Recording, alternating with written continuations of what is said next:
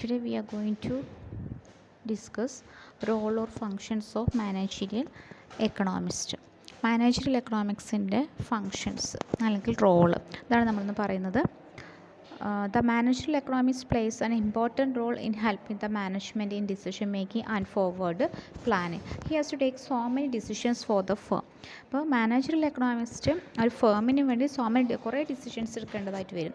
His main task is to make good decisions. Good decisions are taken on the basis of accurate information. Managerial എക്കണോമിസ്റ്റിൻ്റെ മെയിനായിട്ടുള്ള ഒരു task എന്ന് പറയുന്നതാണ് to make good decisions.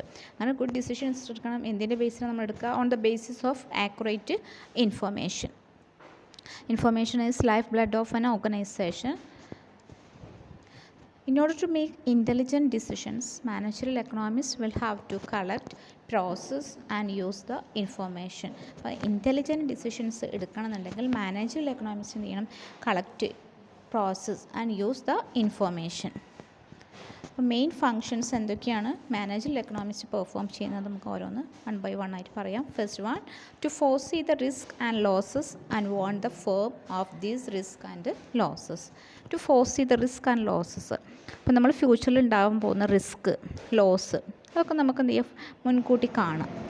And warn the firm of these risk and losses, ഈ റിസ്കിനെ കുറിച്ച് ലോസസിനെ കുറിച്ചൊക്കെ ഫേമിനെ warn ചെയ്യുക.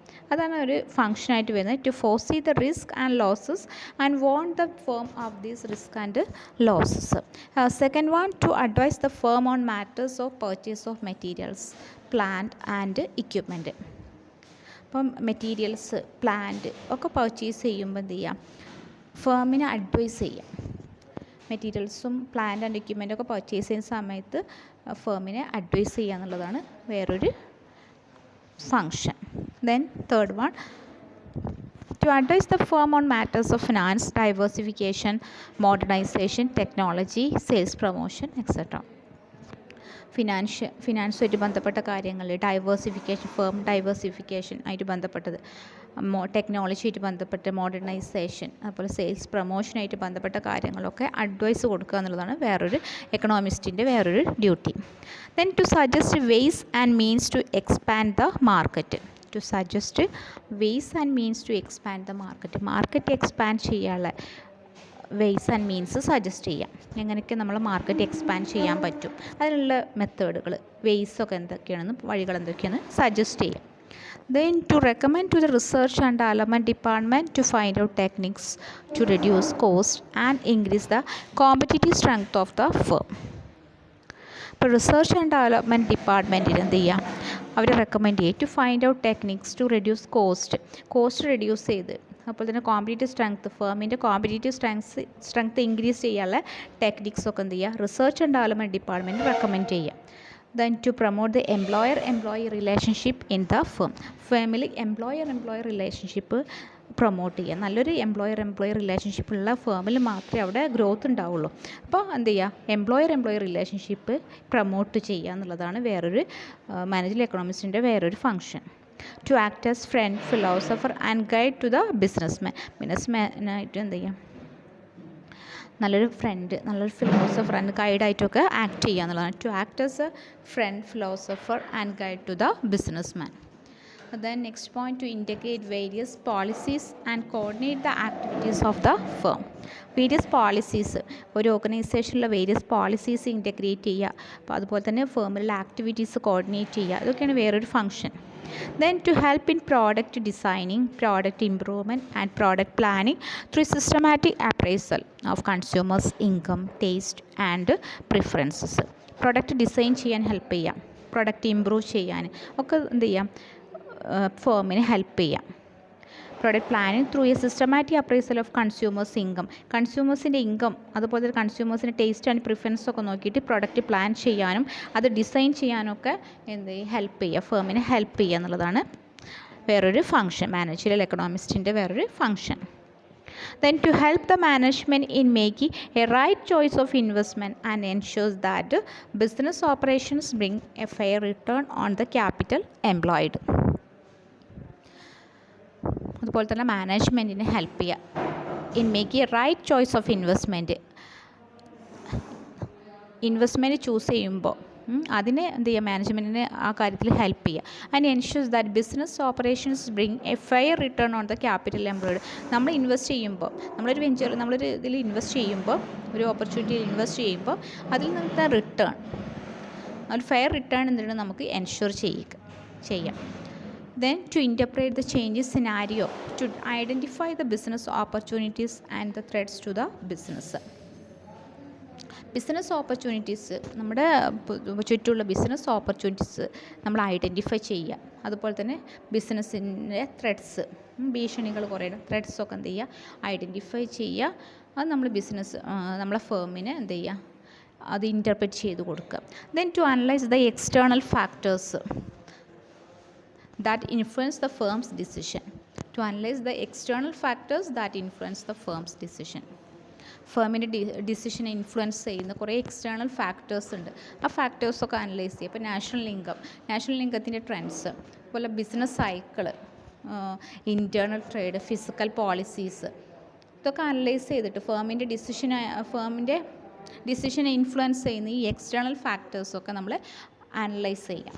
Then to collect data regarding rival products, നമ്മുടെ കോമ്പറ്റീറ്റേഴ്സിൻ്റെ പ്രോഡക്ട്സിനെ കുറിച്ചിട്ടുള്ള ഡാറ്റ കളക്ട് ചെയ്യുക. Market potential, demand change, sales trends etcetera, and make use of these changes in firms decision making process.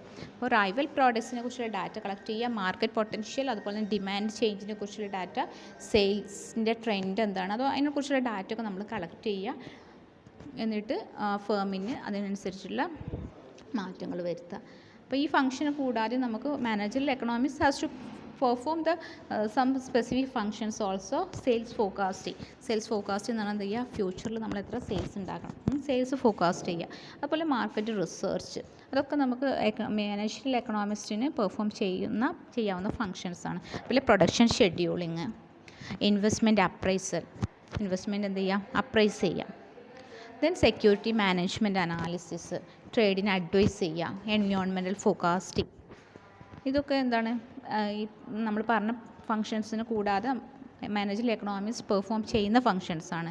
Foreign exchange management advice ചെയ്യുക, ട്രേഡിനെ advise ചെയ്യുക, അതൊക്കെ managerial എക്കണോമിക്സിൻ്റെ ഫങ്ഷനായിട്ട് വരുന്നതാണ്. അപ്പോൾ ഇമ്പോർട്ടൻ്റ് ആയിട്ടുള്ള റോൾ അല്ലെങ്കിൽ ഫങ്ഷൻസ് ഓഫ് മാനേജറിയൽ എക്കണോമിക്സാണ് ഇത്രയും പറഞ്ഞത്. Okay. Then responsibility of a managerial എക്കണോമിസ്റ്റിൻ്റെ റെസ്പോൺസിബിലിറ്റീസ് എന്തൊക്കെയാണ്? ഒരു ബിസിനസ് റൺ ചെയ്യാൻ ഇമ്പോർട്ടൻ്റ് റോൾ മാനേജറിയൽ എക്കണോമിസ്റ്റ് എടുക്കുന്നുണ്ട്.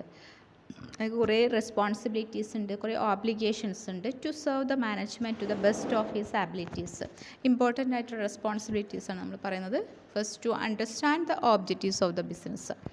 ഫസ്റ്റ് അയാളുടെ റെസ്പോൺസിബിലിറ്റി എന്ന് പറഞ്ഞാൽ അണ്ടർസ്റ്റാൻഡ് ദ ഒബ്ജക്റ്റീവ്സ്, ബിസിനസ്സിൻ്റെ ഒബ്ജക്റ്റീവ്സ് മനസ്സിലാക്കുക എന്നുള്ളതാണ്. To understand the objectives of the business. Then to bring a reasonable profit to the company. First നമ്മൾ ബിസിനസ്സിൻ്റെ ഒബ്ജക്റ്റീവ്സ് മനസ്സിലാക്കി, അതുപോലെ തന്നെ റീസണബിൾ പ്രോഫിറ്റ്, കമ്പനിക്ക് ഒരു റീസണബിൾ പ്രോഫിറ്റ് കൊണ്ടുവരിക എന്നുള്ളതാണ് വേറൊരു responsibility. Then to make accurate forecast, accurate ആയി ഫോർകാസ്റ്റ് ചെയ്യുക, ഫ്യൂച്ചറിൽ എന്തായിരിക്കും നമ്മൾ ഫോർകാസ്റ്റ് ചെയ്യുക, അതാണ് വേറൊരു responsibility. Then to establish and maintain contacts with individuals and data sources. നല്ലൊരു ഇൻഡിവിജ്വൽസായിട്ട് ഒക്കെ എന്ത് ചെയ്യുക, നല്ലൊരു കോണ്ടാക്റ്റ് മെയിൻറ്റെയിൻ ചെയ്യുക. Establish and maintain contacts with individuals and data sources. മറ്റുള്ള ആളുകളായിട്ടും ഡാറ്റ സോഴ്സ് എവിടേക്ക് കിട്ടും അവരുമായിട്ടൊക്കെ നല്ലൊരു ബന്ധം സ്ഥാപിക്കുക എന്നുള്ളതാണ്. Then to keep the management informed of all the possible economic trends. മാനേജ്മെൻറ്റിന് എല്ലാ കാര്യങ്ങളും എക്കണോമിക് ട്രെൻഡ്സിനെ കുറിച്ചുള്ള എല്ലാ ഇൻഫോർമേഷനും പ്രൊവൈഡ് ചെയ്യാം. Then to prepare speeches for business executives speeches prepare. Then to earn full status in the business team full status earn ചെയ്യുക എന്നുള്ളത്. അപ്പോൾ ഇതൊക്കെ എന്താണ് responsibility of a managerial economist. ആദ്യം പറഞ്ഞത് role or functions of managerial economist, ഇപ്പോൾ പറഞ്ഞത് responsibilities of a managerial economist. അത്രയാണ് നമ്മൾ പറഞ്ഞത്.